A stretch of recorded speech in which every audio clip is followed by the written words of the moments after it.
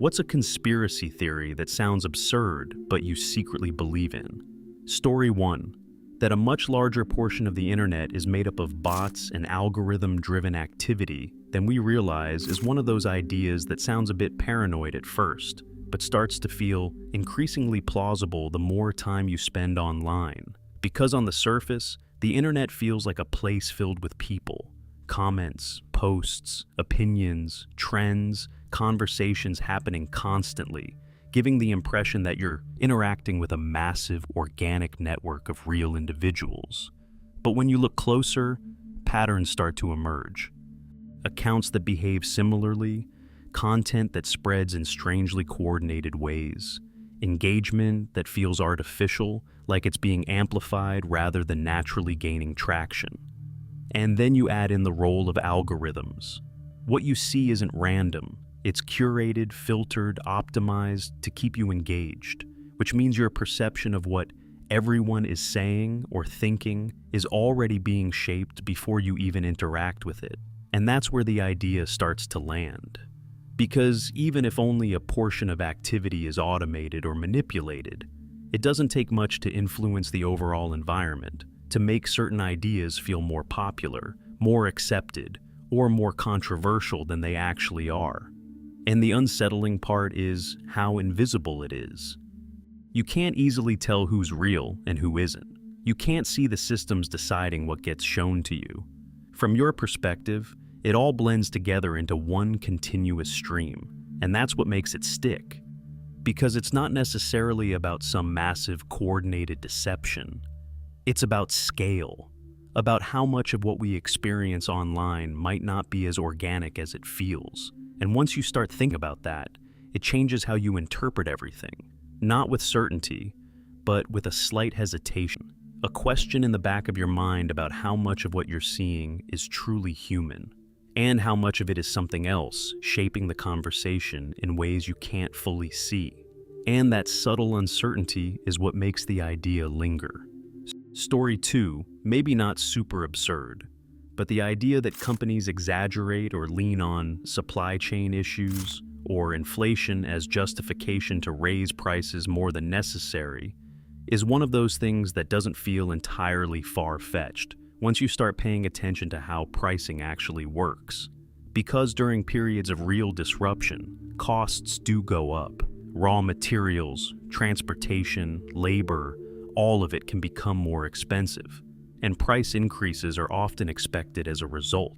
But what makes people suspicious is what happens afterward. Prices go up quickly, but don't always come back down at the same pace, even when some of those pressures ease. And that's where the idea starts to stick. Because companies aren't just reacting to costs, they're also responding to what the market will tolerate. If consumers accept higher prices, even temporarily, there's an incentive to maintain them, especially if it improves margins. And from a business perspective, that's not necessarily irrational. It's strategic, but from the outside, it can feel like something else. Like a situation where a real problem becomes a convenient explanation, one that allows for adjustments that might go beyond the original cause. And what makes it harder to pin down is that it's not all or nothing. Some increases are justified, some might be opportunistic, and from the outside it's difficult to separate the two clearly. And that's what makes it linger in that gray area. Because it's not a wild conspiracy. It's a possibility that fits within how incentives work, which is why it doesn't feel completely absurd. It feels plausible enough that once you start thinking about it, you notice patterns, even if you can't always prove intent behind them. And that uncertainty is what makes it stick. Not a clear answer, but a question that doesn't fully go away. Story 3. The idea that every self-help or get-rich book exists mainly to keep you stuck, so you'll keep buying more of them, is one of those thoughts that sounds cynical at first, but starts to feel oddly believable once you notice certain patterns in that space. Because a lot of those books promise transformation. Better habits, more money, more discipline, a completely different life if you just follow the system being presented. And sometimes there is real value in them. But what stands out is how often the advice stays broad, repeatable, and slightly out of reach, just enough to feel useful, but not always concrete enough to fully change outcomes on its own. And that's where the idea starts to creep in. Because if a book truly solved everything in a clear, actionable way for most people, the demand for the next one might disappear. But instead, what you often see is a cycle. Read one, feel motivated, apply a little, results are mixed or unclear, then move on to the next one looking for the missing piece. And the intrigue keeps going. And it's not necessarily that there is a coordinated effort to give bad advice. It's more subtle than that. There's an incentive to package ideas in a way that's appealing, repeatable, and scalable to a wide audience, which can sometimes mean simplifying, generalizing, or focusing more on motivation than on the messy, difficult reality of execution. And that creates a kind of loop, not because people are being intentionally misled in every case, but because the system rewards content that keeps people engaged and coming back. And that's what makes the idea stick, because it's not completely absurd. It's rooted in incentives, in the fact that selling the promise of improvement can sometimes be more consistent than delivering it in a way that works for everyone. And once you start noticing that pattern, it's hard not to question how much of that space is designed to actually solve problems, and how much of it is designed to keep you searching for the next answer. And that uncertainty is what makes it linger, because it's clearly true. But it's not easy to dismiss either. Story 4. That at least some cryptids are just undiscovered or previously unknown animal species is one of those ideas that sounds a little fringe at first, but actually has just enough historical precedent to make it feel plausible. Because the line between myth and real hasn't always been as clear as we think. Animals like the okapi were once dismissed as local legends before being formally documented by science. And creatures like the giant squid existed for centuries in sailor stories before anyone had solid evidence of them. So, there is a pattern there. Things that sound unbelievable, until they aren't. And what makes this idea stick is that there are still parts of the world that aren't fully explored, especially deep oceans, dense rainforests, and remote regions where large or unusual animals could, at least theory, exist without being widely observed. And every so often, new species are still discovered. Not always massive or dramatic, but enough to remind you that our standing of biodiversity isn't completely finished. But at the same time, there's a limit. Most of the more famous cryptids, especially large land-based ones in well-studied regions, would be much harder to miss in the modern world, given how much we map, monitor, and document environments today. So, the idea sits in that middle space. Not that every cryptid is real, but that concept itself isn't entirely absurd, because history has shown that some myths were just observations that hadn't been verified yet. And that's what makes it linger, because it leaves open the possibility that not everything unknown is imaginary. Some of it might just be undiscovered. And even if that applies to only a small fraction of cases, it's enough to keep the idea alive, not proven, but not completely dismissed either. Story 5. The idea that battery companies and smoke detector manufacturers are secretly in collusion to keep daylight saving time alive is one of those theories that's obviously ridiculous on the surface, but somehow feels just believable enough to be funny, because the logic is weirdly clean. Twice a year, everyone is told to change their clocks. And along with that, there's always that reminder, don't forget to check your smoke detector batteries. And suddenly, millions of people all at once are replacing batteries they might not have thought about otherwise. Which, if you really stretch it, looks like a perfectly coordinated global sales event. And that's what makes it stick. Not because it's actually happening, but because it fits into that pattern of seeing hidden incentives behind everyday systems. A small, harmless version of the idea that there's always something going on behind the scenes. And the humor comes from how disproportionate it is, taking something as mundane as daylight saving time, something tied to energy use and daylight hours, and reframing it as this elaborate long-running scheme just to sell a few extra batteries. And yet, every time the clocks change, people really do go out and replace them, which gives the whole thing just enough evidence to keep the joke alive. And that's why it works so well, because it sits right on that line between absurd and oddly coherent. Not something you actually believe, but something that feels just structured enough to make you pause for a second and think, okay, but that is kind of funny. And that's what makes it linger, not a serious theory, but as one of those ideas that's entertaining precisely because it almost makes sense, in the most harmless way possible. Story 6. The idea that governments would intentionally fund terrible movies about their own conspiracies so that any real claims later sound ridiculous is one of those theories that feels oddly clever, even if it's hard to take literally, because the mechanism behind it makes a certain kind of sense. If you take a real or plausible idea and present it in an exaggerated, low-quality, almost laughable way, you don't just tell a story. You shape how people react to that idea in the future. You associate it with something unserious, something cheesy, over the top, easy to dismiss. So, if someone later describes something similar in real life, it doesn't land as a serious concern. It lands as fiction. And that's what makes the idea stick, because it's less about the movie itself, and more about framing, about how context influences whether something is taken seriously or not. And we already know that perception works like that. If an idea is strongly associated with something ridiculous, it becomes harder for people to engage with it seriously, even if parts of it are grounded in reality. But at the same time, there's a simpler explanation. Movies often explore dramatic, extreme versions of power, control, and secrecy because those make compelling stories, not necessarily because they're trying to hide anything real. And over time, fiction builds its own patterns, repeating themes that naturally overlap with real-world concerns. So, the overlap can happen without coordination.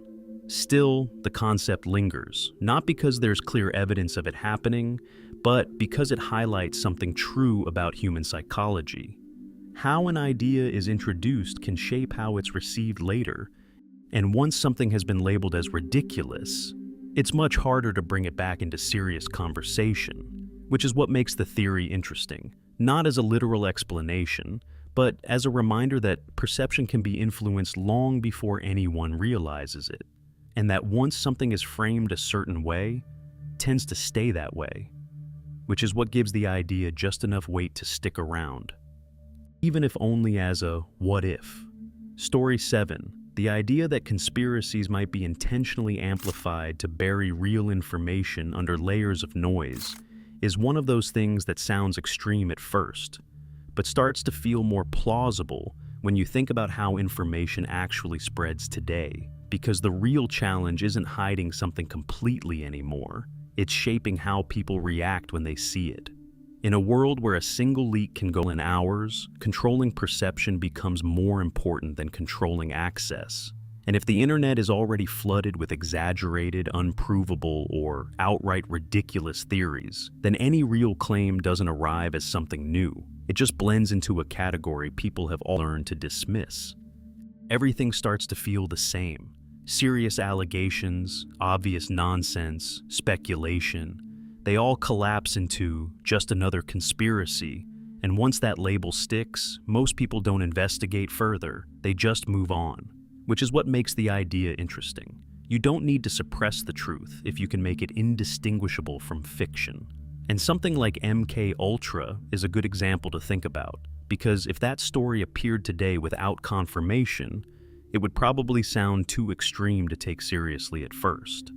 At the same time, this effect doesn't necessarily require intent, since the internet naturally rewards the most shocking content anyway.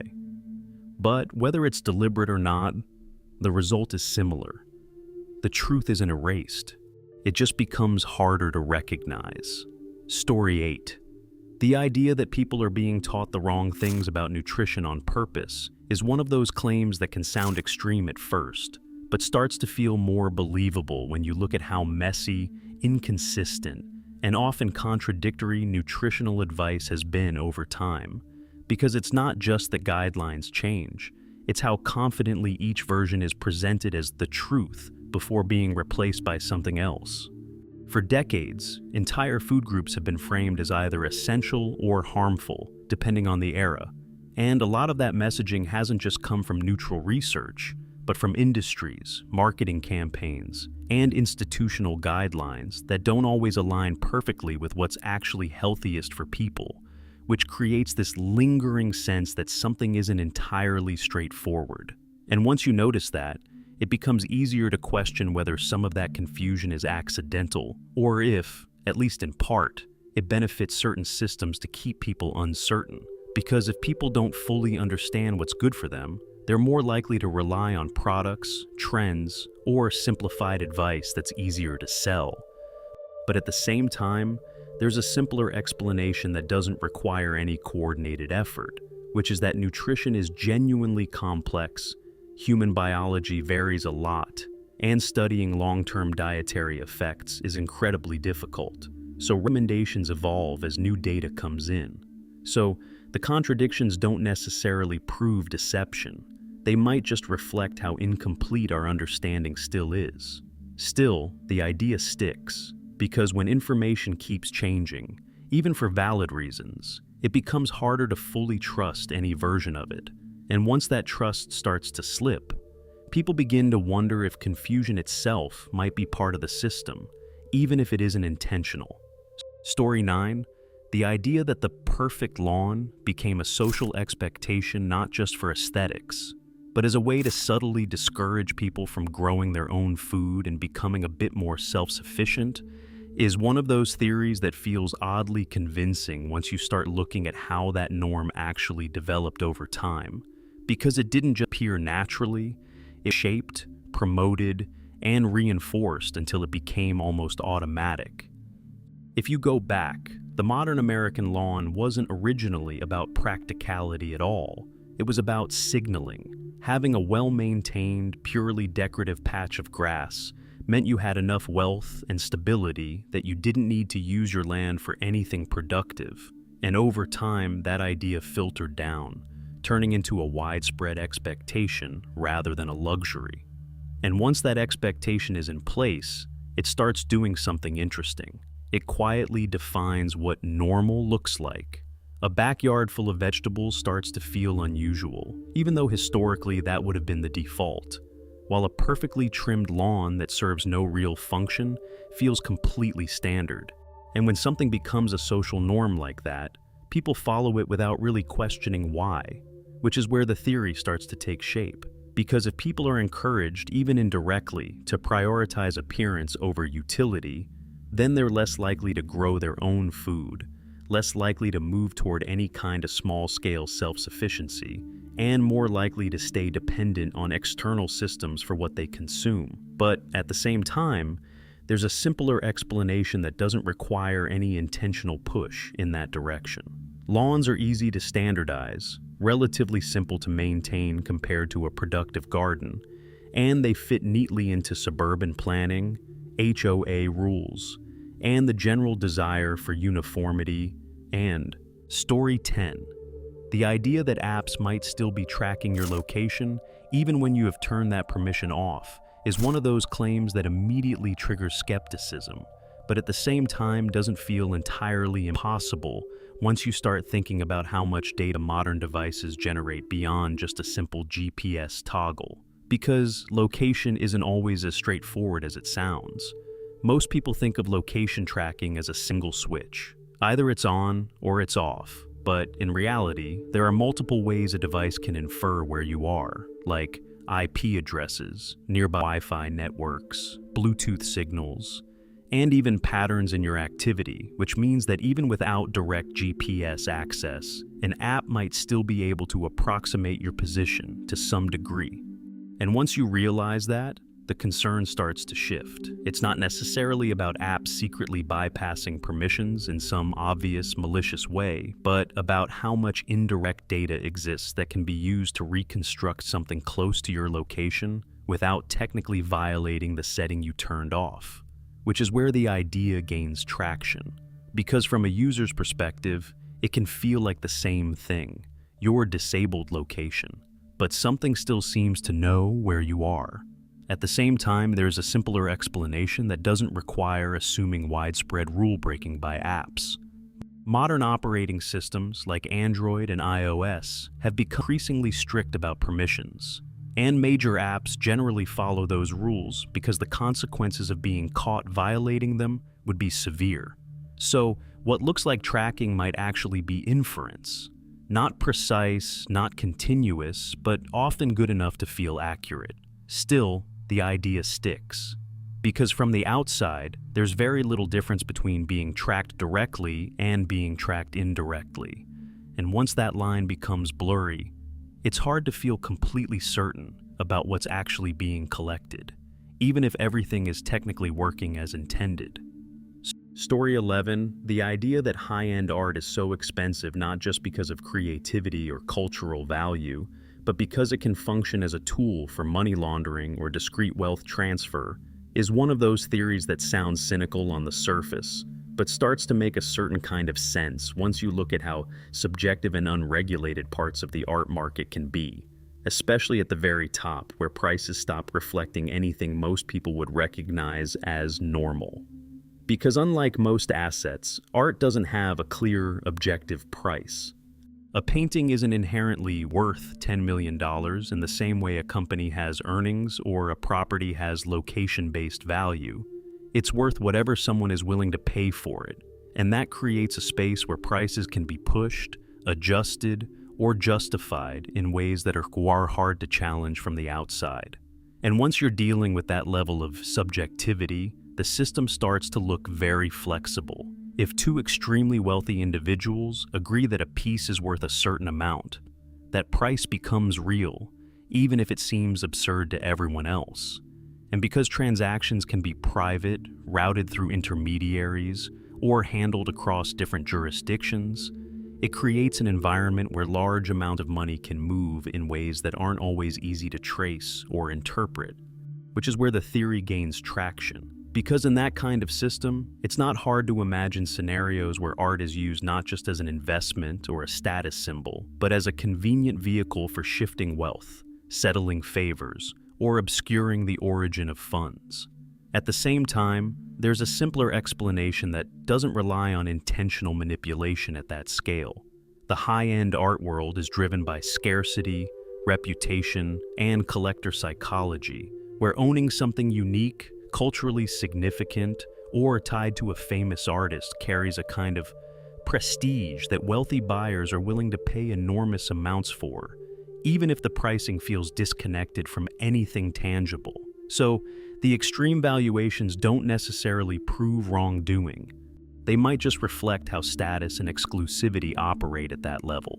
Still, the idea sticks, because when prices become that detached from clear value, it naturally raises questions about what else might be influencing them. And once that doubt is there, it's hard to see those numbers as purely about the art itself, even if, in many cases, they are. Story 12. The idea that women's pockets are intentionally made small or even useless as a way to push handbags and keep an entire accessory market thriving is one of those theories that sounds a bit conspiratorial at first, but starts to feel oddly grounded when you actually look at how consistent the pattern has been across decades of fashion. Because it's not like this is a new or occasional issue, it's something that just keeps happening. If you compare men's and women's clothing side by side, the difference is kind of hard to ignore. Men's clothes almost always prioritize function, with deep, usable pockets as a default, while women's clothing often treats pockets as optional, decorative, or just impractically small, which doesn't really make sense if utility was the main goal. And once that becomes the norm, it quietly shapes behavior. If you can't realistically carry your phone, wallet, keys, and other essentials in your clothing, then you don't really have a choice. You need something else to hold them, and that something else almost always ends up being a bag, which is where the theory starts to feel convincing, because it creates a built-in dependency. You're not just choosing to buy a purse, you kind of have to. And once that dependency exists, it opens the door for an entire market, from basic everyday bags to high-end designer pieces that are framed as both functional and status symbols. But at the same time, there's a simpler explanation that doesn't require a coordinated effort across the fashion industry. A lot of women's clothing has historically prioritized silhouette, fit, and aesthetics over practicality, and functional pockets can sometimes disrupt the look designers are going for, especially with tighter or more form-fitting styles. So the lack of pockets might be more about design priorities than strategy. Still, the idea sticks, because even if it wasn't originally intentional, the outcome is the same. Limited functionality in clothing naturally leads to increased reliance on accessories, and once that pattern is established, it becomes profitable to maintain it, which makes it harder to tell where design ends and incentive begins. Story 13. The idea that voice assistants like Siri and Amazon Alexa are constantly listening to everything you say, even when you're not actively using them, is one of those concerns that sounds a bit paranoid on the surface, but becomes harder to dismiss completely once you think about how they actually function. Because in order to respond when you say a wake word, they have to be listening in some capacity all the time. But that's where the distinction starts to matter. There's a difference between listening in a passive, automated way for a specific trigger and actively recording, storing, or analyzing full conversations. And most companies claim that what these devices are doing is the former, not the latter, meaning the audio is processed locally and only becomes something more once the wake word is detected. Still, the line doesn't always feel clear from the outside. There have been cases where devices were accidentally triggered, recording snippets of conversations that were never meant to be captured, which makes people wonder how often that kind of thing happens without being noticed, especially since false activations don't exactly announce themselves. And once you think about that, the concern shifts. It's not necessarily that someone is actively monitoring everything you say. It's that the system is always capable of hearing something, and occasionally interpreting it as a command. At the same time, there's a simpler explanation that doesn't involve constant surveillance. These systems rely on continuous audio buffering to detect wake words, but that data is typically short-lived unless activated, and companies have strong incentives to avoid violating trust in obvious ways. Still, the idea sticks, because when something is always listening, even in a limited sense, it's hard not to wonder how limited it really is, and once that question is there, it doesn't go away easily. Story 14. The idea that companies and governments could pull together a surprisingly complete profile of who you are, not just basic details, but something much deeper and more personal, is one of those things that sounds exaggerated at first, but starts to feel a lot more grounded when you think about how much data gets generated just through normal, everyday behavior online and offline. Because it's not just one source, it's the accumulation of dozens of small ones. On the surface, it's easy to picture the obvious stuff, like your location, your workplace, the places you visit regularly, which can be inferred through things like app usage, IP data, and movement patterns. But that's really just the starting layer, because once you combine that with social media interactions, messaging habits, purchase history, and even how you browse, a much more detailed picture begins to form. And that's where it starts to feel different, because it's not just about knowing what you do, it's about inferring who you are. Your routines, your preferences, who you spend time with, how often you interact with certain people. Even the tone and timing of those interactions can start to suggest the nature of your relationships, whether they're close, distant, strained, or consistent. And once enough of that data is layered together, something like personality profiling becomes possible, not in a perfectly accurate, all-knowing way, but in a way that's often good enough to predict behavior, reactions, and decisions with surprising accuracy, which is where the idea gets its weight. Because none of this necessarily requires a single entity watching everything. It can emerge from systems that collect and analyze data for completely different reasons, like advertising, security, or user experience. But when those systems become advanced enough, the end result can feel very similar to total visibility. At the same time, there's a simpler and slightly less dramatic way to look at it. Most of this data is fragmented, held by different organizations, limited by regulations, and often incomplete or inaccurate in ways people don't realize. So, the idea of one place having a perfect, unified, everything about you report isn't as straightforward as it might seem. Still, the idea sticks, because even if no single system has the full picture, there's enough information out there to build something that feels very close. And once you realize how much of yourself can be reconstructed from scattered data, it becomes harder to feel like anything is truly separate or private, even if, technically, it still is. Story 15. The idea that there could be entire ecosystems of semi-intelligent life deep in the ocean, existing far beyond what we've explored and developing in isolation from the surface world, is one of those theories that sounds like science fiction at first, but starts to feel a bit more grounded when you consider how little of the ocean we've actually been able to study in any meaningful way, especially at its deepest and most extreme depths. Because unlike land, or even space where observation is at least possible from a distance, the deep ocean is incredibly difficult to access, with crushing pressure, total darkness, and vast, unmapped regions that make exploration slow and limited, meaning there are entire environments we've only glimpsed in fragments, often discovering new species in places we thought we already understood. And once you think about that, the possibility opens up a little. Not necessarily advanced civilizations or anything close to human-level intelligence, but forms of life that have adapted in ways we don't fully understand, potentially developing complex behaviors, communication systems, or social structures that we wouldn't immediately recognize as intelligent because they don't resemble our own.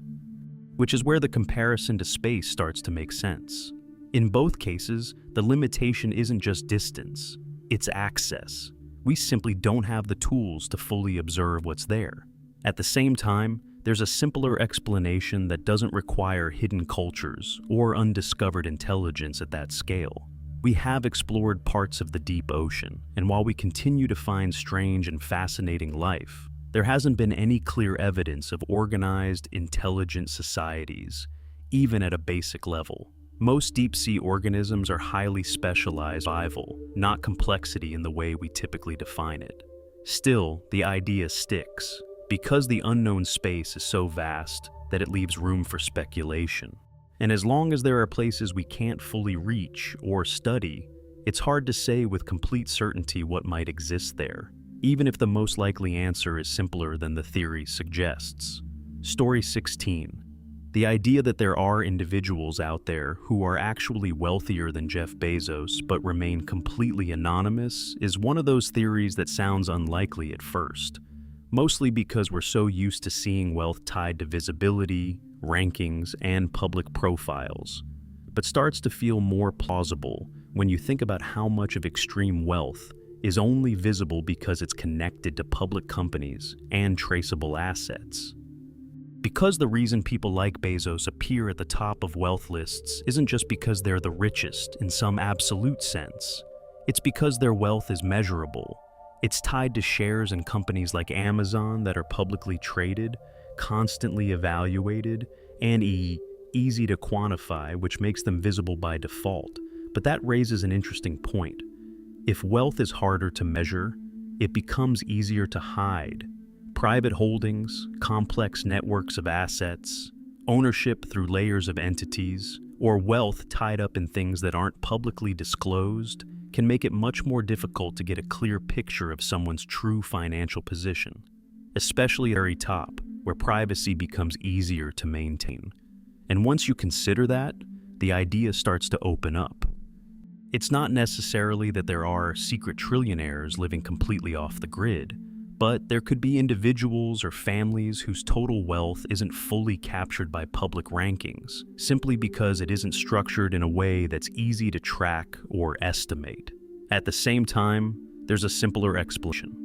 Extreme wealth at the level of Bezos tends to leave traces through influence, investments, or economic impact, and it's difficult to accumulate that scale of resources without interacting with systems that create some level of visibility. So, completely hidden figures surpassing publicly known billionaires would be hard to maintain in total secrecy.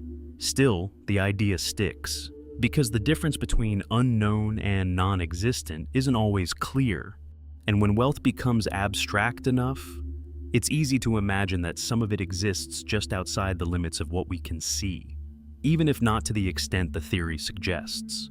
Story 17. The idea that Mattress firm might secretly be a money laundering operation is one of those theories that sounds almost like a joke at first, but keeps coming up because of how oddly the business model looks from the outside, especially when you start noticing just how many locations there seem to be. Sometimes even multiple stores sitting unusually close to each other. Because when people think about mattress shopping, it's not exactly something that happens often. You might buy one every several years, maybe even longer. So seeing a dense cluster of stores that all appear to sell the same kind of product naturally raises questions about how that many locations can stay profitable. And once that question is there, the theory kind of builds itself. If a business doesn't look busy enough to justify its presence, people start wondering if something else is going on behind the scenes. And money laundering becomes the go-to explanation because it fits the surface-level pattern of a low-traffic, high-margin business. But when you step back, there are simpler explanations that don't require anything illegal. Mattresses have very high markups, meaning each sale can generate significant profit. And the industry often relies on physical showrooms because people want to try products in person, which can lead to a larger number of you'd expect based purely on foot traffic. There's also the factor of competition and real estate strategy, where companies place stores close together to dominate visibility in certain areas or outcompete rivals. Still, the idea sticks. Because from the outside, the mismatch between how often people buy mattresses and how many stores exist feels hard to reconcile. And when something doesn't immediately make sense, people tend to fill in the gaps with explanations that do, even if the reality is less dramatic. Story 18. The idea that major car companies and oil producers have worked together, at least at times, to slow down or shape the progress of green energy is one of those claims that sounds like a classic conspiracy on the surface, but starts to feel more grounded when you look at how closely tied those industries have been historically and how much they've both depended on the same underlying system continuing to function. Because for a long time, the entire global economy around transportation was built on fossil fuels, and companies like ExxonMobil and Shell weren't just participants in that system, they were foundational to it, while automakers designed products that relied on that same infrastructure, reinforcing a kind of mutual dependence that made large-scale change naturally slower and more complicated. And once you think about that, the idea doesn't necessarily need to be framed as some secret coordinated effort happening behind closed doors, because even without direct collaboration, both industries had strong incentives to maintain the status quo for as long as possible, investing in existing technologies, lobbying for favorable policies, and adapting gradually rather than abruptly, shifting to alternatives that could disrupt their core business models. Which is where the theory starts to take shape. Because from the outside, slow progress can look like intentional suppression, especially when you consider how long electric vehicles and alternative energy technologies have existed in some form, without becoming dominant until relatively recently. At the same time, there's a simpler explanation that doesn't rely on deliberate obstruction. Transitioning global energy systems is incredibly complex, requiring infrastructure, technological breakthroughs, consumer adoption, and economic alignment, all of which take time, especially at a global scale. So, the pace of change might reflect those challenges more than any coordinated effort to stop it. Still, the idea sticks, because when industries with that much influence benefit from things staying the same, it's hard not to wonder how much that shapes the speed of change, even if it's not happening in the way the theory imagines. Story 19. The idea that the US might have carried out small-scale biological weapons tests during the Korean War, but that the story was later exaggerated or distorted by propaganda, is one of those theories that sits in a very uncomfortable gray area because it mixes something we know is true, Cold War experimentation, with something that's still heavily debated and politically charged. Because on one hand, there's no question that the US had an active biological weapons program at the time and was actively researching and expanding it during the war years, even considering potential deployment scenarios. And that alone makes the idea feel more plausible. It's not like the concept is completely out of nowhere. But when it comes to the actual claims of use in Korea, most mainstream historians and later research tend to lean in a different direction, arguing that the accusations made by China and North Korea were likely part of a broader propaganda effort during the Cold War, with some later released Soviet documents also suggesting the claims were fabricated or exaggerated. At the same time, though, it's not entirely black and white. There are some historians and researchers who argue that there may have been limited or experimental activity that never reached the scale described publicly, pointing to gaps in documentation, destroyed records, or indirect evidence, even if nothing definitive has been proven. So, your version of the idea, the small test that got blown out of proportion, kind of exists right in that middle ground, not fully supported by solid evidence, but not completely disconnected from the broader context either.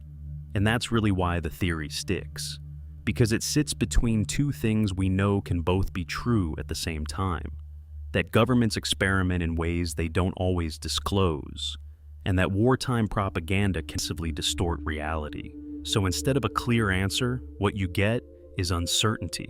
And once something lands in that space, it tends to stay there. Story 20. The studio behind Sonic the Hedgehog intentionally made Sonic look bad in the first trailer as a kind of calculated marketing move, is one of those theories that sounds a bit far-fetched at first, but keeps coming up because of how perfectly the whole situation played out in hindsight, almost like a built-in before and after narrative that generated massive attention. Because when that first design dropped, the reaction was immediate and overwhelmingly negative. People weren't just mildly critical, they were actively shocked by how off it felt compared to what they expected from Sonic the Hedgehog. And that backlash spread everywhere, way beyond what a normal trailer release would get. And then, not long after, the studio announced a delay, promised a redesign, and came back with a version that was much closer to the original character, which then got praised, almost like a redemption arc built into the marketing cycle itself. So, from the outside, it creates this very clean story. Release something bad, let people react, then fix it and win goodwill, which is why the theory sticks, because it looks intentional. But at the same time, there's a simpler explanation that doesn't require that level of planning. The initial design likely came from a genuine attempt to make the character fit a more realistic live-action style, which just didn't land with audiences. And the studio responded to the backlash because the risk of releasing the movie with that design was too high. And redesigning a major character like that isn't trivial. It costs time, money, and resources, which makes it a pretty expensive marketing stunt if it were intentional. Still, the idea doesn't fully go away. Because the outcome was so effective in terms of attention and goodwill that it almost feels engineered, even if it probably wasn't. And once something looks that convenient in hindsight, it's hard not to wonder if it was planned that way, even if the reality was just a mistake that happened to work out. Story 21. Venus might have once been capable of supporting life is one of those theories that used to sound like pure speculation, but has become a lot more interesting over time as scientists started modeling what the planet may have been like in its early history, especially when you compare it to Earth. Because today, Venus is basically the definition of hostile, with extreme surface temperatures, crushing atmospheric pressure, and a thick layer of greenhouse gases that trap heat so effectively it turned the planet into what people often describe as a runaway furnace. But that doesn't necessarily mean it was always like that. Some climate models suggest that billions of years ago, Venus could have had more moderate conditions, potentially even liquid water on its surface for a significant period of time, especially during the era when Earth itself was still stabilizing and forming oceans. And once you think about that, the idea starts to feel a lot less far-fetched. Because if Venus and Earth began with somewhat similar starting conditions, then it's not impossible that Venus had a window, maybe millions or even billions of years long, where life could have at least had the chance to emerge, which is where the theory gets its weight. The transition from a potentially habitable world to the extreme environment we see today is often explained by a runaway greenhouse effect, where increasing levels of gases like carbon dioxide trapped more and more heat, eventually pushing the planet past a tipping point where it couldn't recover. At the same time, there's still a lot we don't know. These are models, not direct evidence of past life, and while they suggest the possibility of habitable conditions, they don't confirm that life actually existed there. Still, the idea sticks, because it reframes Venus not just as a dead world, but as a planet that might have taken a very different path from Earth. And once you see it that way, it stops being just a hostile neighbor and starts to feel more like a warning about how dramatically a planet can change over time, even if it once looked very different. Story 22, there's a small, almost invisible group at the very top, something like the top 1% of the 1% that Mr. Robot talks about through Elliot Alderson, quietly shaping how things work behind the scenes, is one of those concepts that feels dramatic on the surface, but becomes harder to completely dismiss once you think about how power, influence, and ambition tend to concentrate over time. Because if you look at how the modern world was built, it wasn't random.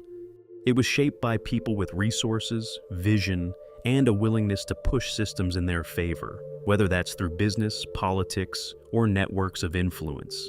And once someone reaches a certain level, the game changes. It's no longer just about money. It's about access, connections, and the ability to influence decisions indirectly. And that's where the idea starts to take form, not necessarily as some secret council sitting in a room deciding everything, but as overlapping circles of extremely powerful individuals whose interests align often enough that their combined influence ends up shaping outcomes in ways most people never directly see. Because ambition doesn't really have a ceiling. Once someone reaches the top of one system, the natural next step is expanding influence into others, and over time, that creates layers of power that aren't always visible, but are still very real in how they affect things. At the same time, there's a simpler explanation that doesn't require a single unified group controlling everything. Power is often fragmented, different individuals and institutions competing, cooperating, and constantly shifting positions, which makes the system complex rather than centrally controlled. So, instead of one hidden group running everything, it might just be many powerful actors influencing different parts of the system at once. Still, the idea sticks. Because from the outside, concentrated influence can feel indistinguishable from coordinated control. And once you start thinking about how far ambition can go, it becomes easy to imagine that somewhere, at the very top, there are layers of power most people never get to see. Story 23, large corporations aren't just pushing back unions in practice, but are also trying to shape how people think about unions in general, is one of those claims that can sound a bit extreme at first, but starts to feel more grounded when you look at how influence actually works in areas like messaging, culture, and workplace dynamics. Because it's rarely just about direct opposition. If you look at history, unions like those tied to the AFL-CIO didn't just out of nowhere. They formed in response to working conditions. And over time, they became powerful enough to negotiate wages, benefits, and protections, which naturally created tension with companies trying to maintain flexibility and control over their operations. And once that tension exists, the conflict doesn't stay purely economic. It becomes narrative-driven too, because changing how people perceive unions can be just as important as stopping a specific one from forming, especially if you can frame them as outdated, inefficient, or even harmful to workers themselves, which over time can reduce interest before any organizing effort even begins. And that's where the idea starts to feel convincing. Not necessarily as some coordinated hidden campaign happening everywhere at once, but as a pattern of incentives where companies benefit from discouraging unionization. And that incentive shows up in different ways, whether through internal messaging, hiring consultants, or emphasizing certain stories over others. At the same time, there's a simpler explanation that doesn't require anything particularly secretive. Companies often oppose unions because they can increase costs and limit operational flexibility, and public skepticism toward unions can also come from real criticisms, like inefficiencies or past controversies. So, negative perceptions don't have to be entirely manufactured. Still, the idea sticks, because influence isn't always direct or obvious. And when enough messaging moves in the same direction over time, it can start to shape what people see as normal or undesirable, even if no single source is controlling it. Story 24, foreign government like Russia might amplify or seed conspiracy narratives online to destabilize. A rival country like United States is one of those claims that sounds dramatic at first, but actually lines up with things we already know about modern information warfare, especially in the digital age where influence doesn't require direct confrontation. Because the goal in that kind of strategy isn't necessarily to convince everyone of a specific idea, it's to create confusion, division, and distrust. And conspiracy movements like QAnon can be particularly effective in that sense, because they don't just spread a single belief. They create entire ecosystems of suspicion, where people begin to question institutions, media, and even each other. And once that kind of environment takes hold, it can weaken social cohesion without any physical action at all, which is why the idea feels plausible. There have already been documented cases of coordinated online influence campaigns linked to Russian actors, particularly around elections and political discourse, where the goal was less about promoting one clear narrative and more about amplifying extremes on multiple sides. So, the mechanism itself isn't hypothetical. At the same time, it's important not to oversimplify it. Movements like QAnon didn't originate purely from the outside. They grew domestically, shaped by existing mistrust, online culture, and internal dynamics, which means external actors, if they are involved, are more likely amplifying something that already exists rather than creating it from nothing. And there's also a line that's worth being careful about. Saying "they definitely should" shifts the idea from analysis into endorsement of destabilization, which has real-world consequences because these kinds of strategies don't just affect governments, they affect ordinary people, relationships, and social stability in ways that can be hard to reverse. Still, the core idea sticks. Because in a world where influence can be exerted through information rather than force, it's not hard to imagine that some actors are taking advantage of that, even if reality is more complex than a single, coordinated plan. Story 25. The idea that governments might downplay or deflect attention around UFOs, because some of those sightings are actually classified aircraft, is one of those theories that feels pretty grounded once you think about how military development has historically worked, because secrecy is kind of built into that process. And testing new technology in ways that aren't publicly understood has always been part of it. When people report something unusual in the sky, it doesn't automatically mean it's something unknown in a cosmic sense. It could just be something unknown to the public. And programs tied to organizations like United States Department of Defense have a long history of keeping experimental projects hidden until they were ready to be revealed. sometimes years or decades later. And once you look at it that way, the idea doesn't really require a huge leap. Lying or staying vague about sightings could simply be the easiest way to avoid confirming sensitive technology. At the same time, there's also a broader explanation, which is that many sightings are misidentified natural phenomena, equipment glitches, or incomplete data.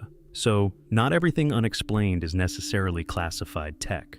So, the reality is probably a mix rather than one single answer. The second point you bring up follows a similar pattern. Historical figures like Martin Luther King Jr. were indeed monitored by agencies like the Federal Bureau of Investigation, especially during periods of political tension, which shows that surveillance hasn't always been limited strictly to clear threats. And once you know that, it's not hard to imagine that modern activists could also be subject to some level of monitoring, particularly if their activities are seen, rightly or wrongly, as potentially disruptive or connected to broader movements. But again, there's a spectrum. There are legal frameworks, oversight mechanisms, and public scrutiny today that didn't exist in the same way before, even if debates about how effective those safeguards are still continue. So, both ideas sit in that same middle space, not completely speculative, but not as simple or unified as they might first appear, which is why they stick, because they're rooted in things we already know happen, just extended slightly beyond what's openly confirmed. Story 26, the idea that the United States government is far more corrupt than it appears publicly, is one of those beliefs that feels intuitive to a lot of people, especially when you consider how complex and opaque large systems of power can become, because from the outside, you're only ever seeing a fraction of what's actually happening behind the scenes. And once you start thinking about it, it's not really about one specific scandal or event, it's about the structure itself, because any system that involves massive budgets, layered bureaucracy, political incentives, and human decision-making is naturally going to have areas where things aren't perfectly transparent or perfectly ethical. History already shows that. There have been documented cases of misconduct, secrecy, and decisions made in ways the public didn't fully understand at the time, which makes it easier to imagine that there are things happening now that haven't surfaced yet, or may never fully surface. And that's where the idea gains traction. Because if you accept that some level of hidden activity has existed before, it's not a huge leap to assume there could be more of it than people realize. At the same time, there's a simpler and more grounded way to look at it. Large governments aren't single, unified entities acting with one intention. They're made up of thousands of competing interests, agencies, individuals, and oversight systems, which makes total, coordinated corruption at a massive hidden scale difficult to maintain without leaks, exposure, or internal conflict. So, instead of being way more corrupt in a secret, unified sense, it might be more apt to see it as uneven. Some parts functioning as intended, others falling short, sometimes in ways that only become visible over time. Still, the idea sticks, because from the outside, limited visibility can feel a lot like intentional concealment. And when trust is uncertain, people tend to assume there's more beneath the surface than what they're being shown, even if the full picture is more complicated than that. Story 27, the idea that reality itself might be a simulation, something closer to a constructed environment than a fundamental physical truth, is one of those concepts that sounds almost purely philosophical at first, but becomes harder to casually dismiss once you start thinking about how quickly technology is advancing and how convincing artificial worlds are already becoming. Because if you follow that line of thinking forward, even just a little, it raises an uncomfortable possibility. If a civilization becomes advanced enough, it could theoretically create simulations that are indistinguishable from reality to the beings inside them.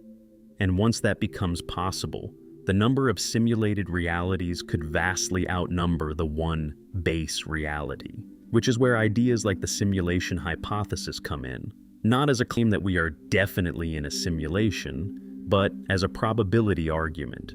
If simulations can exist in large numbers, then statistically, it might be more likely to be inside one than outside of it.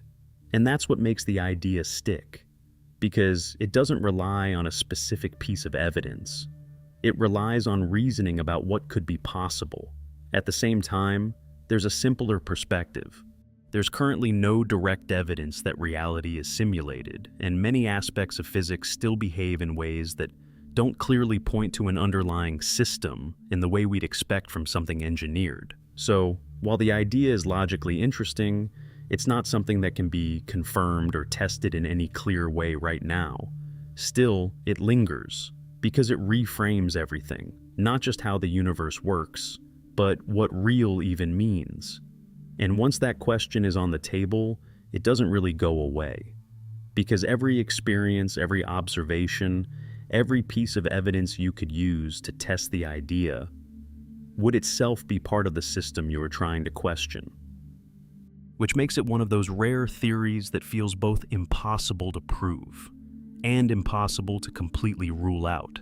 Story 28, the idea that Coca-Cola used the whole new Coke backlash as a kind of smokescreen to quietly change the formula, specifically by introducing high fructose corn syrup while everyone was distracted by the return of Coca-Cola Classic, is one of those theories that sounds almost too clever at first, but starts to feel oddly plausible when you look at how perfectly the timeline lines up.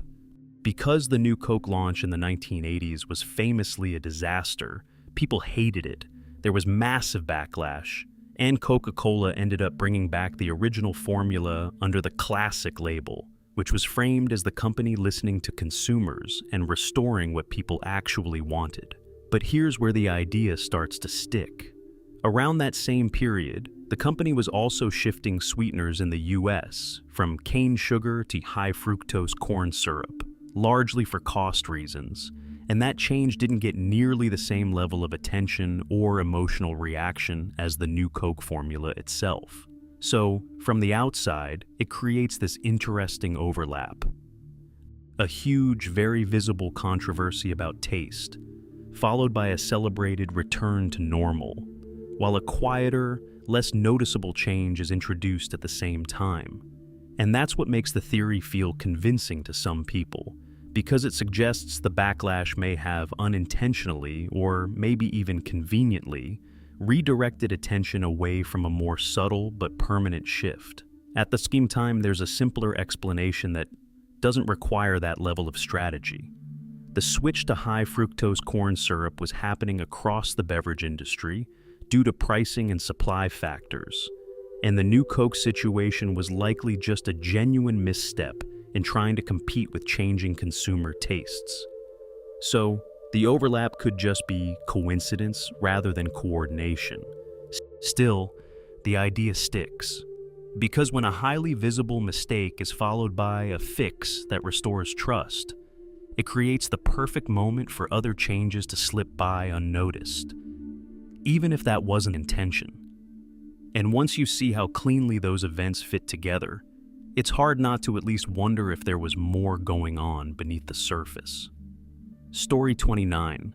The idea that smartphones moved away from removable batteries, partly to make it harder for people to instantly key on off their device, especially in situations involving tracking or surveillance, is one of those theories that sounds a bit conspiratorial at first, but starts to feel more grounded when you look at how that design shift changed user control in a very real way. Because back when phones had removable batteries, you had a kind of hard reset option that couldn't really be overridden. You could physically disconnect power, and that was it. No software layer, no background process, no ambiguity. The device was just off. But once batteries became sealed, that dynamic changed. Now, powering off is something mediated by software, and even though modern systems are designed to shut things down properly, from a user perspective, it feels less absolute than literally pulling the battery out. And that's where the idea starts to take shape. Not necessarily as a global, coordinated push led by law enforcement, but as something that could align with their interests, because a device that can't be instantly disabled is, in some scenarios, more useful from an investigative standpoint, especially if timing matters. At the same time, there are very clear, well-documented reasons why manufacturers moved in this direction, and they don't require any outside pressure to make sense. Sealed batteries allow for thinner designs, larger capacity, better water resistance, and more structural integrity. And companies like Apple and Samsung have consistently prioritized those factors as smartphones became more advanced and competitive. There's also the business side, like you mentioned, where harder-to-replace components can influence upgrade cycles and reduce the lifespan of devices in the second-hand market. So, the shift can be explained pretty well without bringing law enforcement into it. Still, the idea sticks, because even if the primary reasons were design and business-driven, the outcome does reduce a certain kind of user control. And when a change aligns both with corporate incentives and potential institutional interests, it naturally raises the question of whether that alignment is purely coincidental, even if there's no clear evidence that it was intentional. Story 30. The idea that the Dyatlov Pass incident was actually the result of a Soviet military test gone wrong, followed by a cover-up, is one of those theories that keeps resurfacing because it seems to neatly explain a lot of the strange details that don't fully make sense on their own, especially given the time period and the secrecy surrounding military activity in the Soviet Union. Because when you look at the case, it's not just that a group of experienced hikers died, it's the way everything happened, the damaged tent, the fact that they fled into freezing conditions without proper clothing, the unusual injuries some of them had, and the confusing, sometimes incomplete reports that followed, all of which create this feeling that something more than a simple accident might have been involved. And once you place that in the context of the Cold War, where the Soviet Union was actively developing and testing various military technologies, often in remote areas, the idea starts to feel less far-fetched. A failed test, unexpected exposure, then a quiet effort to control the narrative afterward. It fits the pattern people expect from that kind of environment. At the same time, there's a simpler explanation that has gained more support over time, which points to a natural cause, specifically a type of avalanche or snow slab event that could have forced the group to evacuate their tent suddenly, leading to disorientation, injury, and ultimately death due to the extreme conditions. And while that explanation isn't perfect either, it accounts for many of the physical details without requiring a hidden military component. Still, the theory doesn't go away, because the inconsistencies, the strange elements, and the historical context leave just enough room for doubt. And when an event feels like it should have a clearer answer than it does, people tend to fill that gap with explanations that connect the dots more cleanly, even if those explanations can't be fully proven. And that's what keeps this one alive, sitting somewhere between mystery and interpretation, where neither version feels completely final. Story 31. The idea that modern electronics and cars are intentionally designed to fail after a certain point, not just wear out naturally, but be programmed in a way that pushes you toward replacing them, is one of those theories that sounds a bit cynical at first, but starts to feel more believable when you look at how consistent the pattern of limited lifespan has become across different industries. Because it's not just one type of product. Phones slow down over time, appliances become harder to repair, and modern vehicles, while more advanced than ever, are also packed with software and components that can be expensive or impractical to fix, which creates this underlying sense that things aren't really built to last the way they used to be. And once you notice that, the idea of something like planned obsolescence doesn't feel that far off, because companies clearly benefit when products need to be replaced more frequently, whether that's through hardware design, software updates, or compatibility changes that make older devices less useful over time, which is where the theory starts to take shape. Not necessarily as a literal timer coded to make something fail on a specific day, But as a design philosophy where longevity isn't the priority, and in some cases, limitations may be intentionally built in to shorten a product's practical lifespan. At the same time, there's a simpler explanation that doesn't require deliberate sabotage. Modern products are more complex, more optimized for cost, performance, and efficiency, and that often means tighter tolerances, integrated parts, and trade-offs that can reduce long-term durability, even if that wasn't the primary goal. There are also real improvements. Cars today are safer, more efficient, and more capable than ever, even if they're harder to repair. Still, the idea sticks, because when products consistently become harder to maintain and easier to replace, it starts to feel less like coincidence and more like direction, even if it's driven more by incentives than by any single hidden switch designed to make things fail. Story 32. The idea that China is actively positioning itself for large-scale dominance, not necessarily through direct military conquest, but through long-term strategic influence across regions like Asia and even parts of Africa, is one of those claims that can sound alarmist at first, but starts to feel more grounded when you look at how power can be expanded in ways that don't resemble traditional empires. Because in the modern world, domination doesn't have to look like invasion. It can look like infrastructure, trade, debt, and political relationships. Projects tied to initiatives like the Belt and Road Initiative involve building roads, ports, railways, and energy systems across multiple countries, which on the surface is economic development, but also creates long-term dependencies and influence that can shape decisions over time. And once you think about it that way, the idea starts to shift. It's less about overt control and more about positioning. Because if a country becomes central to another region's economy, supply chains, and infrastructure, it gains a kind of leverage that can be just as powerful as military presence, even if it's less visible. At the same time, there's a simpler explanation that doesn't require framing it as a plan for domination.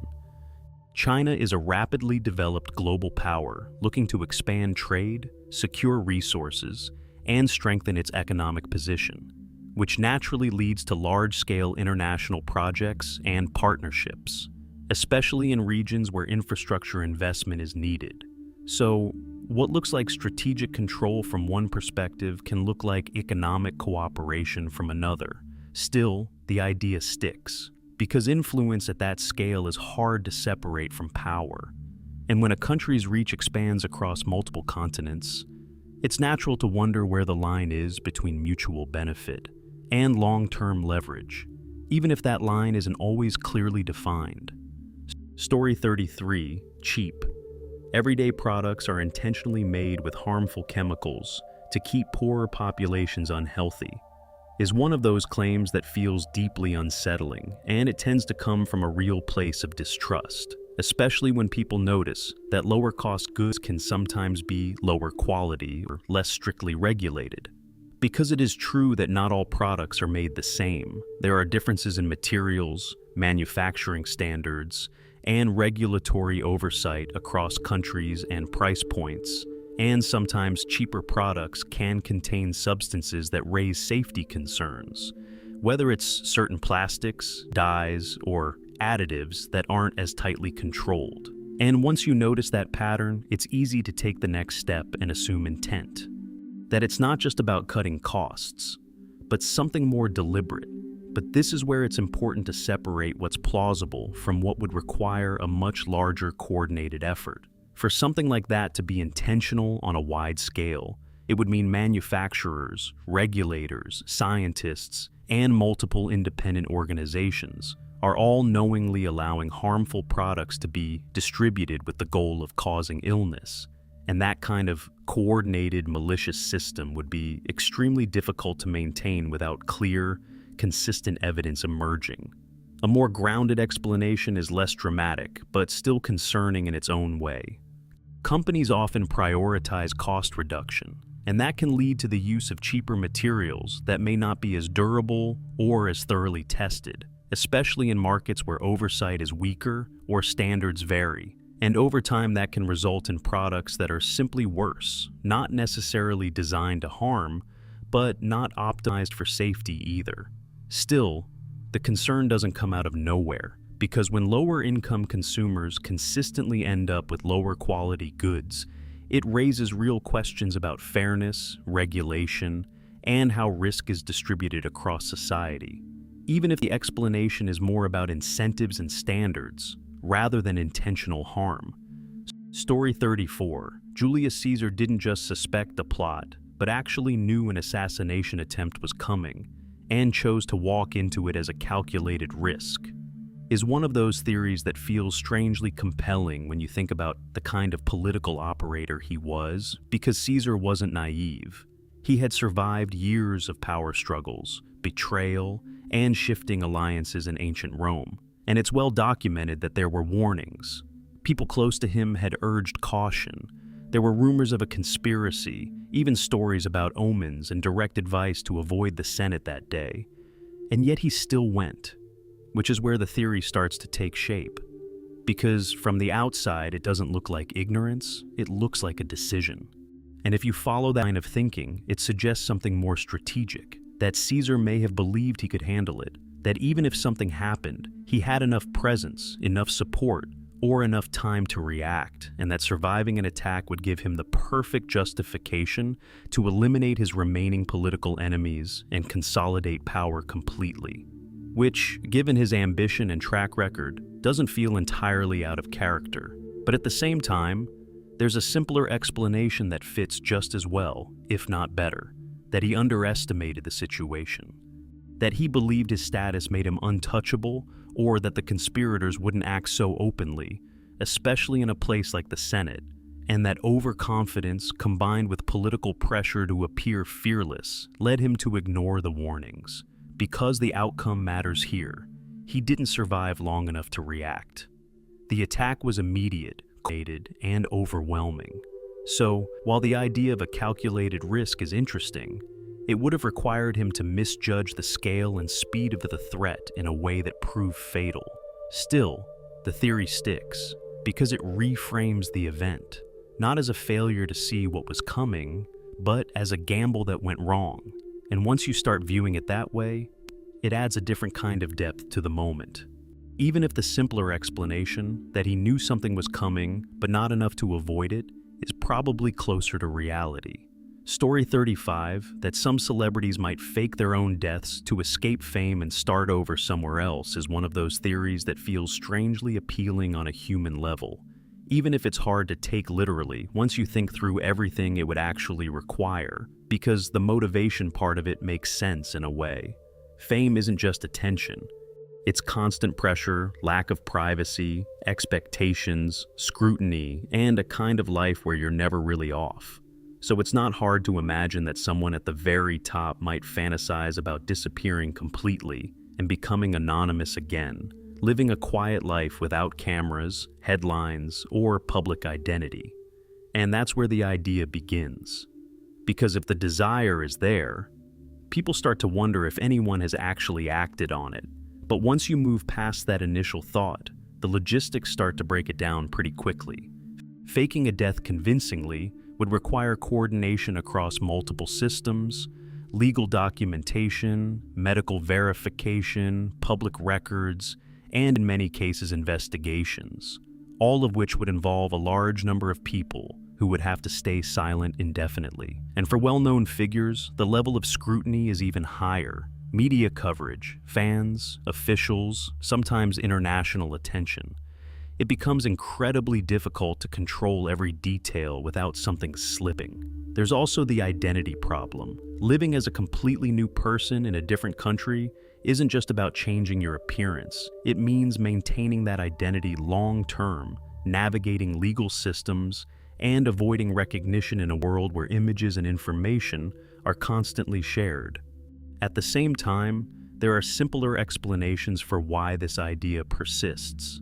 People form strong attachments to public figures, and when someone dies, especially unexpectedly, it can feel easier to imagine they're still out there somewhere than to fully accept the loss. Still, the idea sticks, because it taps into something very real, the desire to disappear, to reset, to walk away from a life that no longer feels like your own. And even if it's almost impossible in practice, the thought of it remains just believable enough to keep resurfacing. Story 36, the term conspiracy theory itself, was popularized as a kind of tool to discredit certain lines of thinking, rather than just describe them, is one of those claims that feels compelling once you start paying attention to how language shapes perception. Because labels don't just describe ideas, they influence how seriously those ideas are taken before anyone even examines them. And once a phrase carries a certain tone, in this case something irrational, fringe, or unreliable, it can act almost like a shortcut in people's minds, where instead of evaluating the claim itself, they react to the category it's been placed in, which makes the label incredibly sorrowful in discussion. That's where the theory usually points to the Central Intelligence Agency, particularly around the 1960s, after events like the assassination of John F. Kennedy, when internal documents encourage countering narratives that challenged official conclusions. And critics argue that part of that effort involved reinforcing the term conspiracy theory as something inherently dismissible. And in that sense, there is a real historical element. Governments have absolutely used language and messaging to influence public perception, and terms can gain negative connotations over time that make certain ideas easier to reject socially, even before they're analyzed. But at the same time, there's a simpler explanation for how the term functions today. Not every claim framed as a conspiracy is equally grounded, and over time, the phrase has also become associated with ideas that are speculative, unfalsifiable, or, disconnected from evidence, which naturally led to it being used as a shorthand for skepticism.